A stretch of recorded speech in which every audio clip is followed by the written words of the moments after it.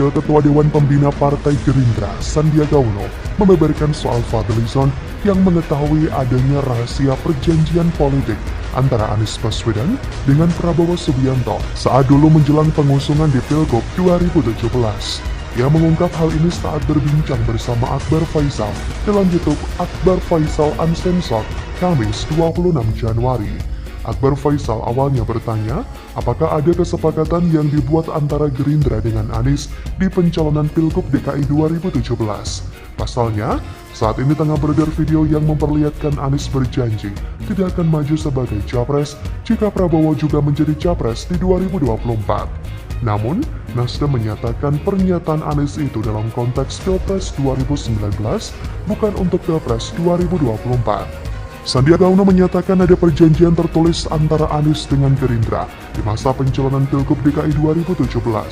Namun Sandiaga Uno tidak mau memberikan jawaban isi perjanjian itu. Ia menyarankan Akbar Faisal mengundang Fadlizon untuk bicara hal ini karena Fadlilah yang mendraft dan menulis tangan perjanjian itu. Memang kata Menteri Pariwisata dan Ekonomi Kreatif itu ada beberapa poin yang cukup detail yang disepakati dalam perjanjian itu. Melingkupi tahapan-tahapan ke depan, kesepakatan itu bermula saat Anies dan Sandiaga maju Pilgub DKI 2017 hingga langkah politik ke depan. Sandiaga menegaskan perjanjian menyangkut Prabowo dan Anies ada dan tersimpan. Menurutnya, jika Fadlizon cerita soal perjanjian akan terjadi diskursus pendidikan politik.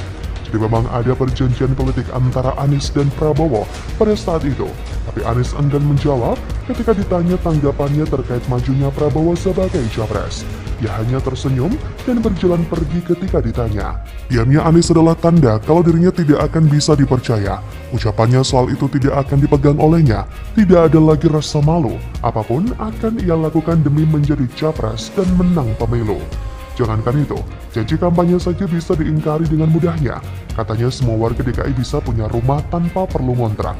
Tapi nyatanya cuma dibangun sedikit. Itu pun masyarakat berpenghasilan bawah tidak sanggup mencicil rumah DP 0. Katanya akan menghentikan reklamasi, tapi ada pulau yang diberi izin dengan alasan sudah dibangun.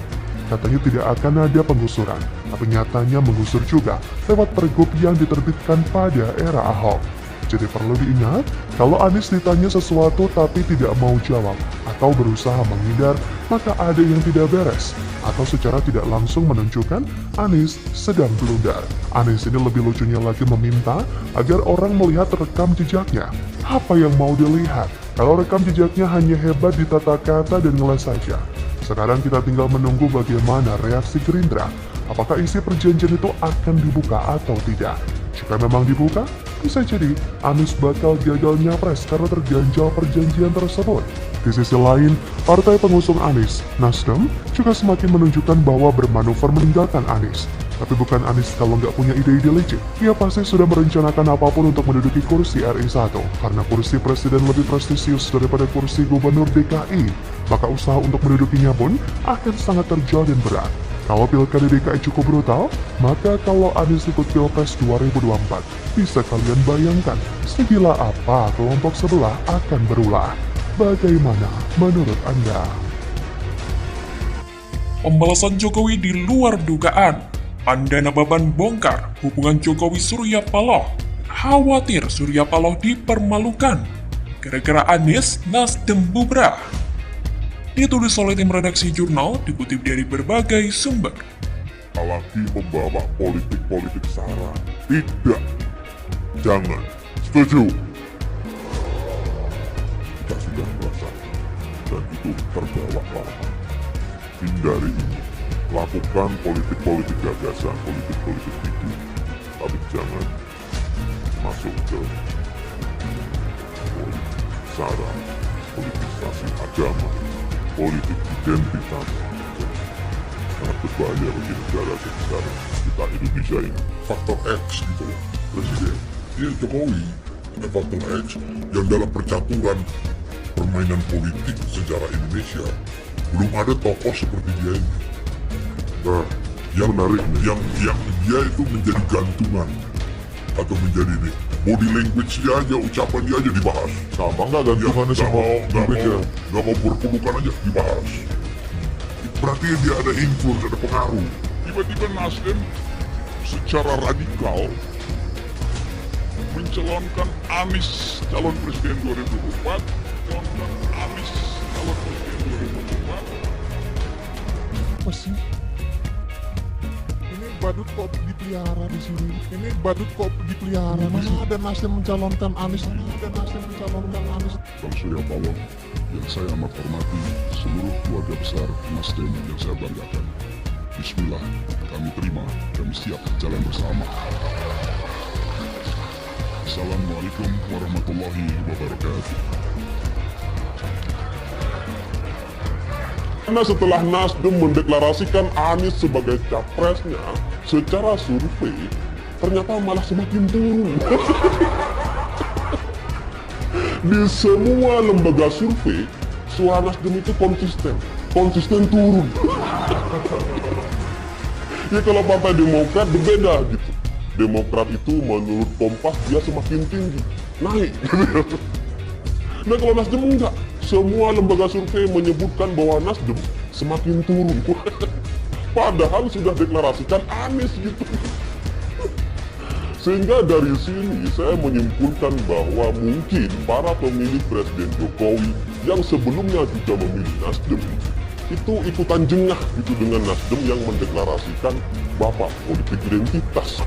Politikus senior Partai Demokrasi Indonesia Perjuangan atau PDIP, Panda Nababan, mengkhawatirkan efek hubungan Presiden Joko Widodo atau Jokowi dengan Surya Paloh yang memburuk. Mantan wartawan itu merasa was-was bahwa Jokowi akan mempermalukan Surya Paloh setelah Ketua Umum Partai Nasional Demokrat atau Nasdem itu mendeklarasikan Anies Baswedan sebagai bakal capres untuk Pilpres 2024.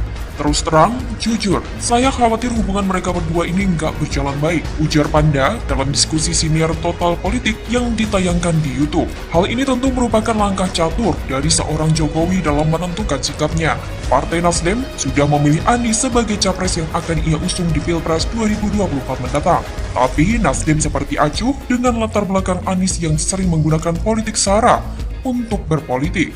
Padahal, Presiden Jokowi sudah mengingatkan bahwa suasana calon presiden dan calon wakil presiden atau capres-cawapres untuk menjaga suasana politik agar tetap aman. Dia mempersilahkan pada capres untuk berdebat, namun jangan sampai membawa politik SARA, suku, agama, ras, dan antar golongan. Jokowi tak ingin politisasi agama dan identitas terjadi di pemilu 2024. Jokowi menilai isu tersebut sangat berbahaya untuk negara sebesar Indonesia yang beragam. Apa yang diungkapkan oleh Jokowi ini tentu berbeda jauh dari Anies Baswedan yang menggunakan politik SARA dalam berpolitik. Maka dari itu, Panda Nababan pun menilai bahwa hubungan Jokowi dan Surya Paloh itu tidak akan berjalan baik-baik saja ketika Nasdem memutuskan mengusung Anies Baswedan. Mantan anggota DPR itu mengaku berkawan baik dengan Jokowi maupun Surya. Namun, Panda juga membeberkan sisi negatif Jokowi dalam memperlakukan rival politik, yang menurut dia gerakan-gerakannya tak terduga dan semacam sesuatu untuk membalas. Opung Panda, panggilan akrabnya kini, lantas mencontohkan bagaimana Jokowi mempermalukan Gatot Nurmantio. Panda mengawali kisah soal itu dengan cerita ketika Presiden Jokowi terjebak kemacetan ketika menuju lokasi perayaan HUT TNI 2017 di Pelabuhan Indah Kiat, Cilegon, Banten. Pada waktu itu Jokowi terpaksa berjalan kaki. Jokowi merasa dipermalukan, merasa tidak dihargai waktu ulang tahun TNI di Cilegon pada waktu itu. Memang Gatot Nurmantio yang waktu itu masih menjabat Panglima TNI langsung meminta maaf kepada Jokowi. Menurut Panda, Abiturien Akmil 1982 itu beralasan kemacetan tersebut disebabkan rakyat membludak karena mencintai TNI. Panda mengatakan Jokowi membalas perlakuan itu. Tokoh kelahiran 13 Februari 1944 itu menduga pembalasan tersebut benar-benar terlihat ketika Jokowi menikahkan putrinya, Kahiyang Ayu dengan Bobi Nasution pada 8 November 2017 di Solo. Saat itu Gatot yang masih aktif sebagai Panglima TNI tidak ditempatkan di kursi istimewa, bahkan bersalaman saja tidak. Artinya, menurut Opung Panda, ini merupakan permainan politik. Mantan jurnalis hukum itu pun mengaku, juga melihat gelagat Jokowi sudah tidak sreg dengan Surya Paloh. Misalnya, Jokowi menolak ajakan pelukan yang ditunjukkan Surya Paloh pada saat perayaan HUT Golkar beberapa waktu lalu. Selain itu, Jokowi juga tidak menghadiri perayaan HUT ke-11 Partai Nasdem.